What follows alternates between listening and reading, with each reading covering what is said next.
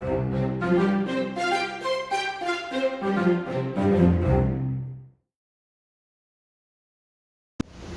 everyone. So we are the group X-rated. And our first topic is the integumentary system. So what is integumentary system?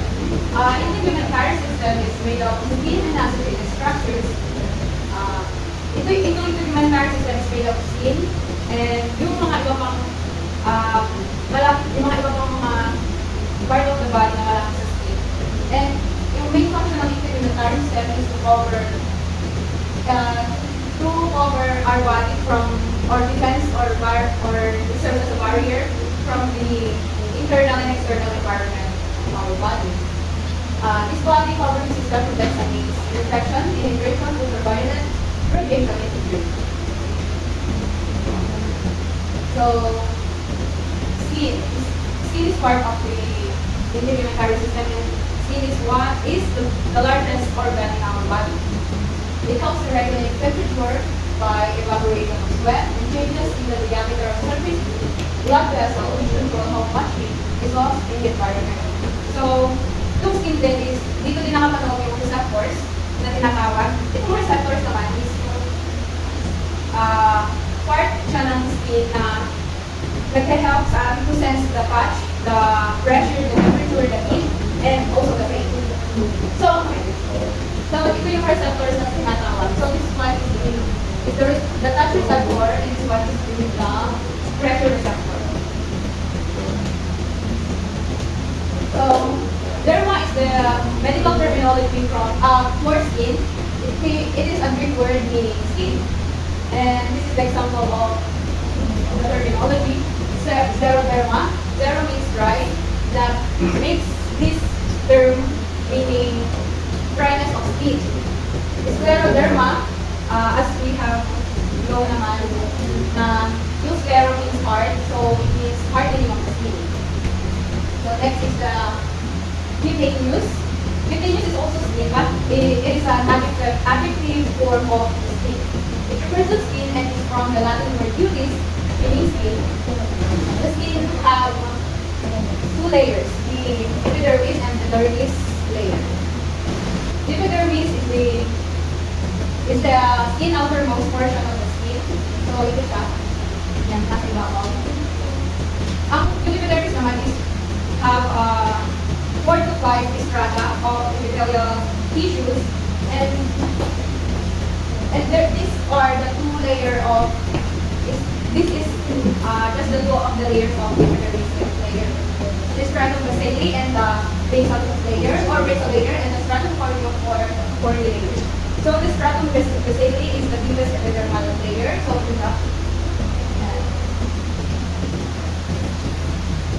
it produces new cell, yung basal layer, and when this cell rises up to the surface of the skin, it dies.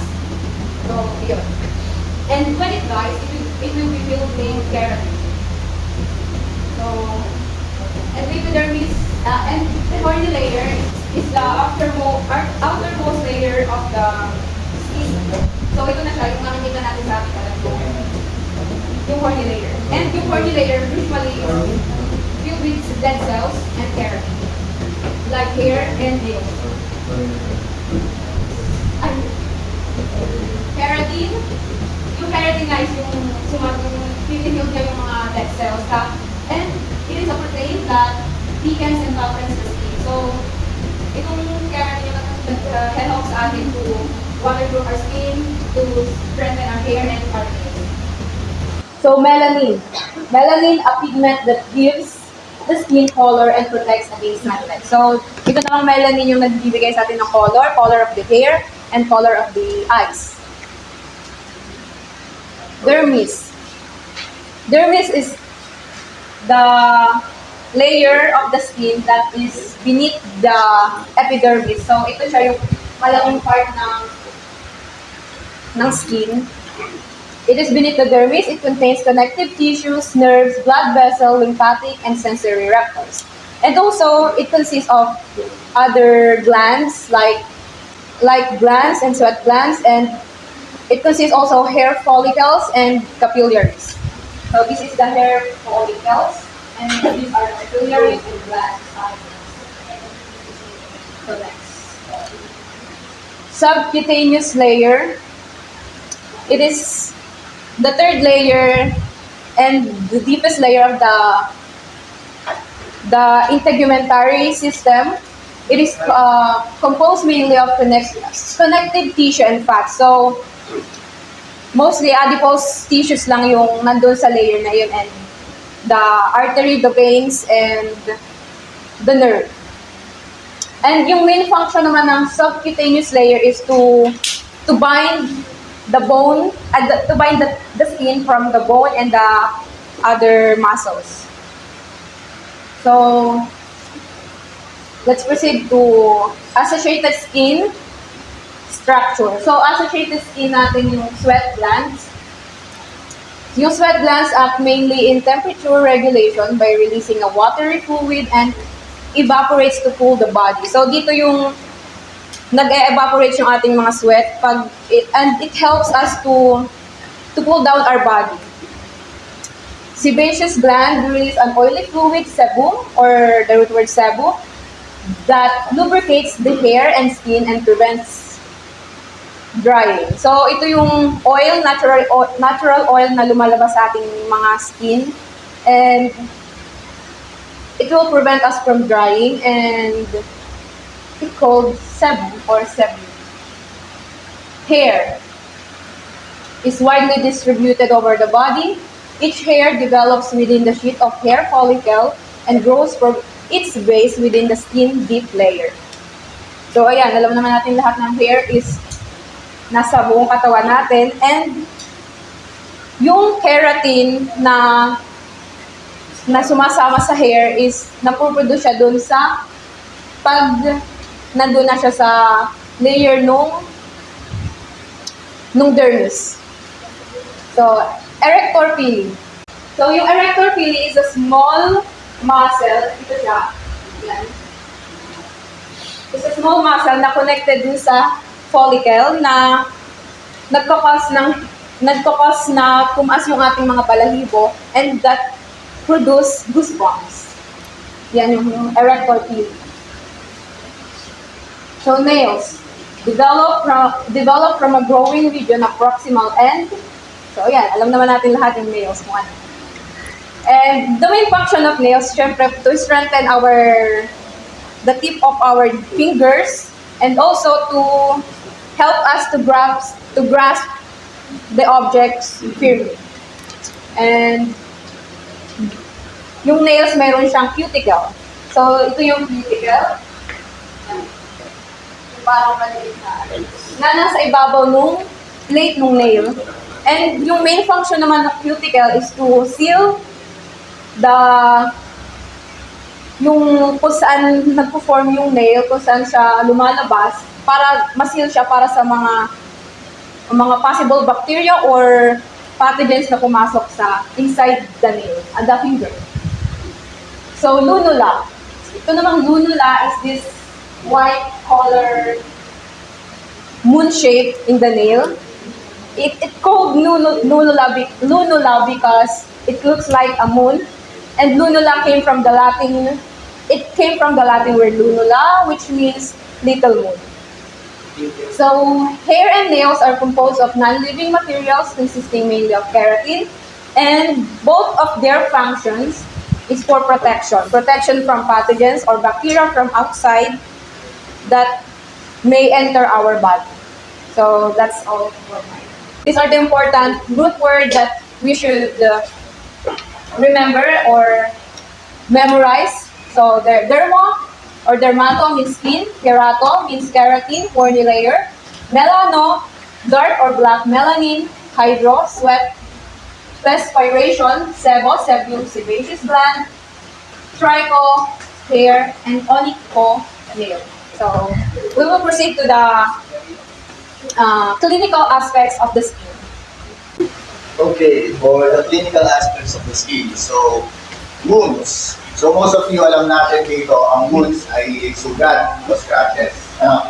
So when we say wounds, It is caused by trauma that may affect not only the injured area, but also other body systems. So, it may cause infection and hemorrhages, and may affect, so, yung infection daw at hemorrhages, nakaka-apekto daw ito sa wounds. So, dehiscence. It is the disruption of wound layers, and evisceration is the protrusion of internal organs through the lesion. So, ano nga ba yung dehiscence? Dehiscence is the disruption of wound layers, sabi.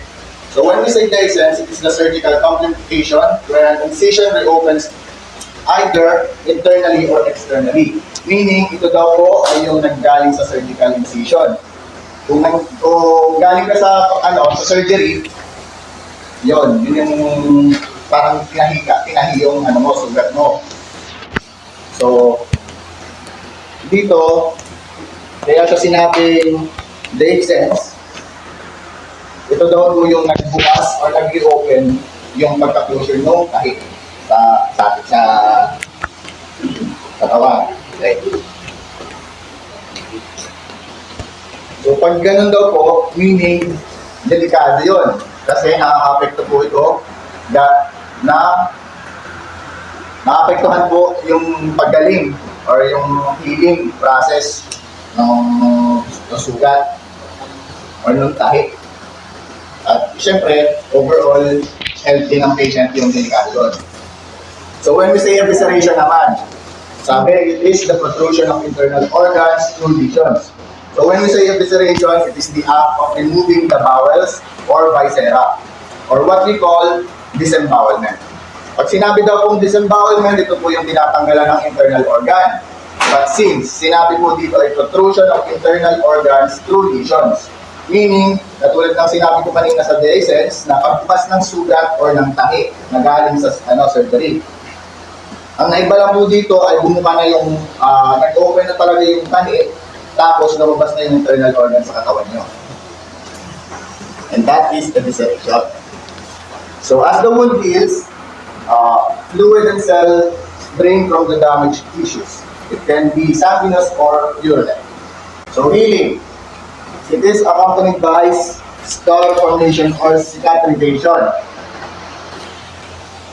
And cicatrix is an alternative name for scar. Some scar may be accompanied by keloid due to excess collagen formation during healing. So kung makikita niyo po sa picture, ito po yung keloid. So yan daw po yung marked overgrowth of scar tissue on with earlobe piercing. So there are types of dressing na ginagamit sa wound areas and para gumaling yung wound. So it is vacuum assisted closure or VAC. It uses negative pressure to close the tissues and begin healing or begin the healing process. Healing may be promoted by debridement. It is the removal of dead or damaged tissue. So next, dermatitis. When we say dermatitis, it's the inflammation of the skin. So mild forms include manifestations such as erythema or redness, edema or sometimes pruritus or itching. Eczema or atopic dermatitis is a chronic allergic form for children. The cause is still unknown, but it is made worse by allergies, infection, extreme temperature, and skin irritants. So, contact dermatitis is caused by allergens, and seborrheic dermatitis due to poor circulation. Psoriasis. So, it is a chronic overgrowth or hyperplasia, epidermis producing large erythematous flakes with silvery scale. So, the cause is unknown, but sometimes hereditary treatment. Topical agents such as corticosteroids, prototherapy is the exposure to UVB, and systematic suppression of the immune system. Kung makikita niyo po, ito po yung psoriasis. Ganyan po yung nalilitura ng skin. So, plates with scales seen at the front of the knee. So, ito po yung tuhod. Ito daw yung nangyari sa balat. Autoimmune disorders. So they are diagnosed by biopsy of lesions and by antibody studies. Pemphigus is characterized by the formation of pullae or blisters in the skin and mucous membranes caused by a separation of epidermal cells from underlying layers. So the cause is an autoimmune reaction to epithelial cells. Pemphigus is fatal unless treated by suppressing the immune system. Lupus erythematosus or LE is a chronic inflammatory and autoimmune disease of connective tissue.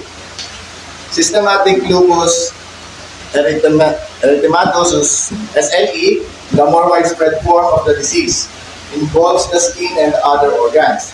So SLE is more prevalent in women than in men and has a higher incidence among Asians and blacks than among other populations.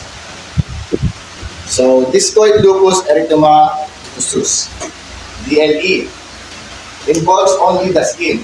It is seen as rough, raised erythematous papules that are worsened by exposure to the ultraviolet radiation in sunlight. Ito na po yung pemphigus. So, blisters, yan, ganyan po yung nakikita nila. So, scleroderma is a disease of unknown cause that involves thickening and tightening of the skin. There is gradual fibrosis of the dermis because of collagen overproduction. Skin symptoms first appear on the forearms and around the mouth. So, progressive systematic sclerosis or PSS, when internal organs become involved in a diffuse form of scleroderma. Skin cancer is the most common type of human cancer. So, its incidence has been increasing in recent years, mainly because of the mutation or causing effects of sunlight's ultraviolet rays. So, squamous cell carcinoma and basal cell carcinoma are both cancers of epithelial cells. Basal cell carcinoma constitutes more than 75% of all skin cancers. It usually appears as a smooth, curly papule because these cancers are easily seen and do not metastasize. The cure rate after excision is greater than 95%. And squamous cell carcinoma appears as painless, firm, red, nodule or flake that may develop surface scales, ulceration or crusting. So this cancer may invade underlying tissue but tends not to metastasize. It is created by surgical removal and sometimes with irradiation or chemotherapy. So kung makikita niyo po dito sa picture, ito na po yung squamous cell carcinoma. Melanoma, it results from a malignant overgrowth of melanocytes, the pigment-producing cells in the epidermis. It can arise anywhere in the body where melanocytes are found and is the most dangerous form of skin cancer because of its tendency to metastasize. This cancer appears as a lesion that is variable in color with an irregular border. May several characteristics na po yung melanoma at ito po yung sa unang picture ito yung asymmetry, ito yung irregular border, tapos ito yung color na yung variation of colors na. Okay, now we move on to the skeletal system. So what is the skeleton? The skeleton forms the framework of the body, protects the vital organs, and works with the muscular system to produce movement at the joints. The human adult skeleton is composed of 206 individual bones, which are organized into divisions, which are the axial, which are colored in yellow, which include the skull, the ribs, and the spine, and the appendicular division in the color blue, which are the limbs. And further dividing this are different divisions of the skeletons, which include the bones in the skull, the bones in the spine, and the bones in the pelvic area bones. And of these divisions are different parts of the division. For example, the spine here has 5 separate parts, which are the cervical vertebrae, the thoracic vertebrae, the lumbar, the central, and the conjugal. The other one is the pelvic bones, which include the ilium, the pubis, and the ischium. in the bone formation. Although bones appear to be inert and unmoving, it is actually living tissue that is constantly being replaced and remodeled throughout our lives. There are three types of cells that are involved in these changes. The osteoblasts, which are cells that produce the bone, osteocytes, which are mature bone cells that help maintain bone tissues, and the osteoclast, involved in the breaking down of bone tissue to release needed material or to allow for reshaping and repair. Good words pertaining to the skeletal system. The osteo meaning bone, the marrow meaning bone marrow, also meaning spinal cord. The chondro meaning cartilage, arthro meaning bones, and synovium meaning synovial fluid, joint or membrane, and bursto meaning bursa. Condylar vertebrae, vertebra and vertebra, brachial meaning spine, the costum meaning rib, the sacrum meaning sacrum, the coccyx meaning coccyx, the pelvium meaning pelvis, and the ilium meaning ilium. So, clinical aspect of the skeleton. This is the disorder of skeleton often involves surrounding tissues, ligaments, tendons, and muscles, and may be studied together as disease of the musculoskeletal system. So, first is infection. It is an inflammatory process involving the bone and structures caused by pathogenic organisms or that's spread through the bloodstream, fractures, or surgery. So ano nga ba si pathogenic organisms? Siya yung bacteria na dumadaloy sa bloodstream kaya nagkakameron ng infection. So, example nito is si pus or dana. For example, si osteomyelitis is an inflammation of bones caused by pus-forming bacteria that enters through a wound or are carried by the blood. Next is the different type of fracture. So, sa first nga is si close. This is a simple fracture with no open wound. So, kung makikita natin, hindi siya nakahiwalay dun sa kabilang bones. So, yung wound ay hindi magagalaw. So, next is si collis. It is a fracture of the distal end of radius with backward displacement. At comminuted, that means fracture in which the bones is splintered or crushed. At compression, which means the fracture caused by force from both ends as to a vertebra.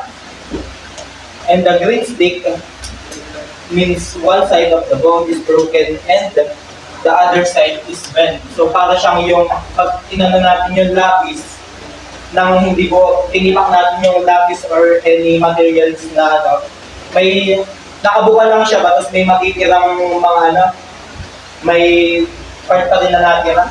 Yan parang ganun.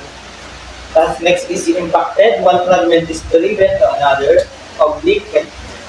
Break occur at an angle across the bone. Usually fragments hit by other. Next is the open naman. Fracture is associated with an open wound or broken bone protrudes through the skin. Next is the cut.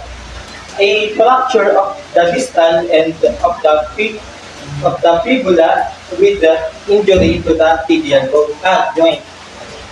And spiral. Fracture is in the spiral or S shape, usually caused by twisting injuries. And lastly, see transverse, which means a break at right angle to the long axis of the bone. So next is the joint disorder. So yeah. Some sources of joint problems include congenital malformations, infectious disease of the joint or adjacent bones, injury leading to degenerations and necrosis resulting from the loss of blood supply.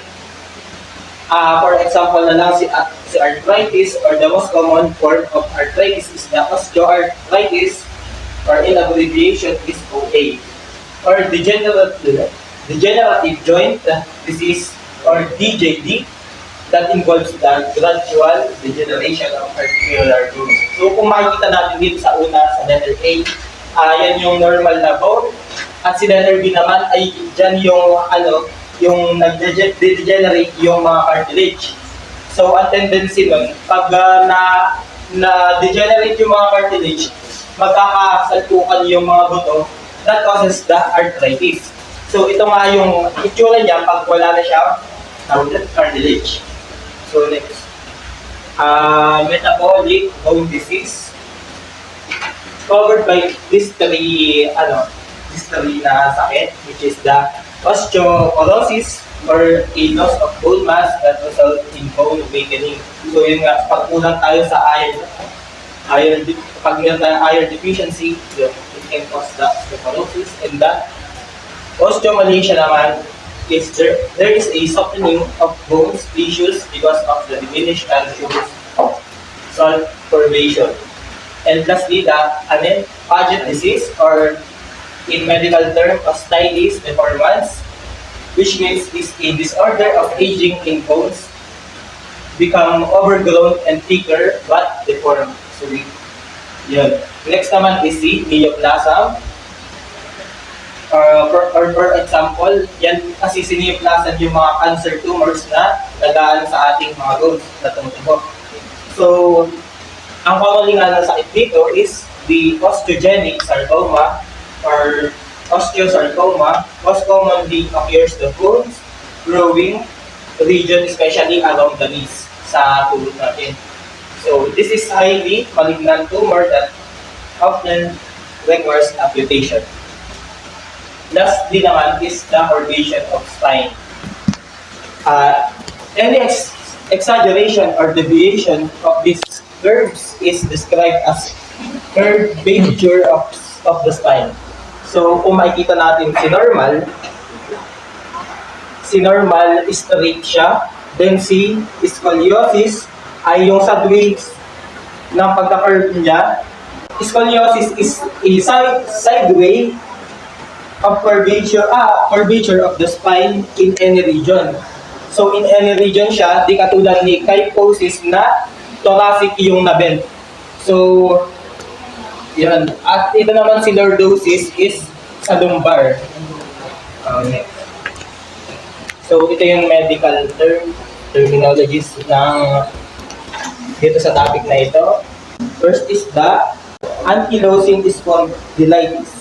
A chronic progressive inflammatory disease involving the spinal joints and the surrounding tissues, most common in the young males, also called rheumatoid spondylitis.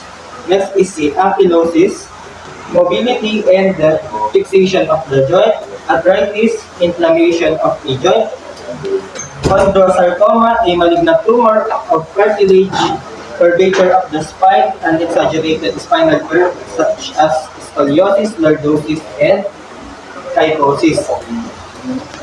And last, the degenerative joint disease or osteoarthritis. Yan. So we'll now proceed with the muscular system. So what is muscular system? The main characteristic of muscle tissue is its ability to contract. So what is the meaning of contract? Contract is the ability to shorten or tighten in order to effect movement of part of the body. So yung nagsisikip or yung parang gumagalan. And then for muscle is an organ that produces movement by contracting. Also the tissue that composes such organs, ang roots niya ay myo or musculo. So we have three types of muscles. The three types of muscles are smooth muscle or the visceral muscle, the cardiac muscle, and the skeletal muscle. Kapag sinabi natin smooth muscle, ano lang siya? Muscle that makes up the walls of the hollow organs such as the stomach, intestines, and uterus, and the walls of ducts such as the blood vessels and bronchioles. So si smooth visceral muscle, siya yung yung mga organs na tawag ito? Na hollow or yung walang laman sa gitna. Yun yung inaano ng muscle, yung niya. For cardiac, ang smooth muscle is, do you call this? Siya ay involuntary. Ibig sabihin, hindi natin siya consciously na nagagalaw. Talagang gumagalaw na lang talaga siya.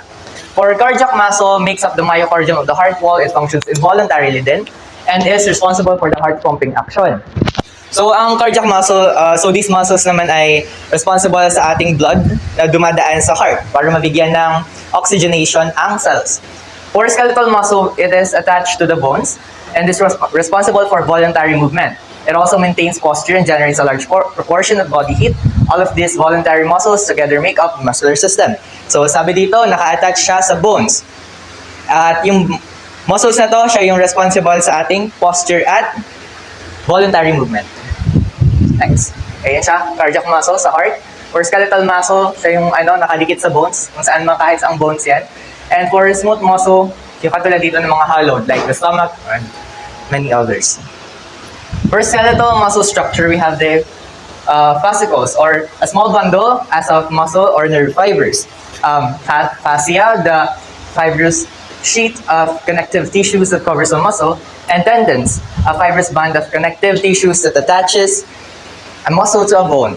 For pag sinabi nating fascicles, diba, so siya yung bundle, diba? Or cluster ng muscle or nerve fibers. So muscle fiber ay cell, and kapag nagbundle sila, diba, muscle fiber is this one pala. So kapag nagbundle sila, tinatawag natin silang fascicle. Pag nagsama-sama sila, we call them fascicles. And for tendons, siya naman yung nagdidikit ng muscle sa bones, like this one. Ito yung bone, ito yung parang parang yun nga, pandikit, and then the body of muscle, or the call this sa muscle, yun. And its roots is teno or tendino.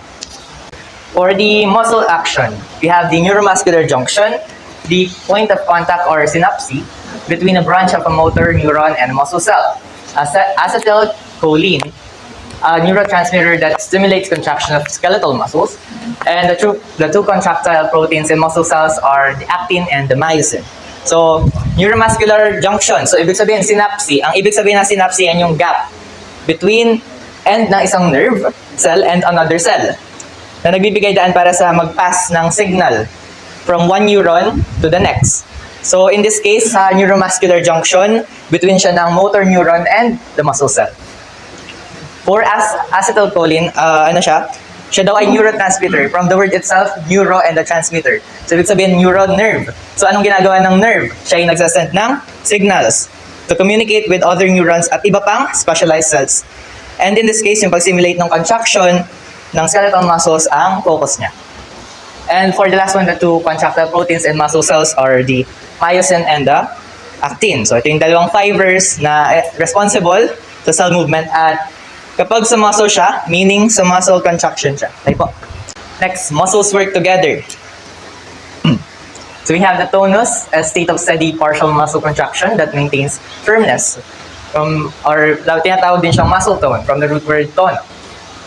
Agonist, a muscle that carries out a given movement, from Greek agon, meaning contest or the struggle. Prime mover, the main muscle involved in a given movement. The antagonist, the muscle that opposes an agonist. It must relax when agonist contracts. Synergist, a muscle that assists a prime mover to produce a given movement. Origin, in a given movement, the point where a muscle is attached to a stable part of the skeleton. And lastly, the insertion. In a given movement, the point where a muscle is attached to a moving part of the skeleton. So pag sinabi nating tonus, yun nga, a state of partial contraction na ang characteristic of normal muscle. For agonist, siya na may nagproduce ng specific motion kapag siya ay nagko-contract. It's also known as the prime mover. Kaya yung prime mover, siya yung main muscle ng involved in a given movement. For antagonist, siya naman yung nag-oppose muscle that opposes the action of an agonist. So parang rin siya, kapag di ba, nag-oppose lagi ang protagonist and antagonist, parang doon natin sa word na yun. Na-oppose niya, ibig sabihin kapag nagko-contract si antagonist, dapat relax. Kung mag-relax man si agonist, antagonist is magko-contract. For synergist, ang synergist is a muscle that assists in movement. Siya yung nag-assist lang kay prime mover. And then, origin, the end of the muscle that's attached sa fixed bone, like this one. Ito yung sa origin. Naka-attach siya naka-attach siya sa fixed na bone, like this, dito. Kasi hindi naman siya nagagalaw, unlike this one. Nagalaw siya dito. For For the insertion, the end of the muscle that's attached to the bone being pulled. Insertion. Next. So for the naming of muscles, a muscle can be named by its location. Kung saan man mahanap yung muscle, pwede niyang ipangalan doon. By the direction of its fibers, or by its size, shape, or number of attachment points, or the heads, as indicated by the suffix seps. It may also be named for its action, adding the suffix or to the root for the action. For example, a muscle that produces flexion at a point is flexor. Tawag. So these are all the superficial muscles of the anterior view and the superficial muscles of the posterior view.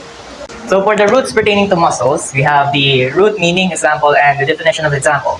For the root, we have myo, meaning muscle, musculo, muscle, ino, fiber, fascio, or fascia, and teno or tendino is tendon, tono is stone, the ergo is work, kino, kinesio, or kineto is the movement. So this is the anatomy of the rotator cuff. The supraspinatus, the deltoid, the infraspinatus, and the teres minor. Meron din sa posterior view, ibig sabihin sa una. Posterior view. And the anterior view is, yun nga, meron siyang subscapularis. Yan yung backpack natin dito. Next, terminologies for the, the diseases or the disorders. The terms listed below are emphasized in this chapter. Knowing them will help you organize and prioritize your learning. For the disorders, we have the amyotrophic lateral sclerosis, a disease caused by motor neuron degeneration resulting in muscular weakness and atrophy, or the Lou Gehrig disease. The chronic fatigue syndrome, or the CFS, is a disease of unknown cause that involves persistent fatigue along with muscle and joint pain and other symptoms. May be virally induced. The dermatomyositis, a disease of unknown origin involving muscle inflammation as well as dermatitis and skin rashes. The fibromyalgia syndrome, or the FMS, a disorder associated with widespread muscular aches and stiffness and having no known cause. Muscular dystrophy, madami pa yan, and may kasunod pa. And for their diagnosis, we have the creatinine, PNC, or the CK, and the electromyography, or the EMG. Yun lang. Thank you. This is the end of the slide.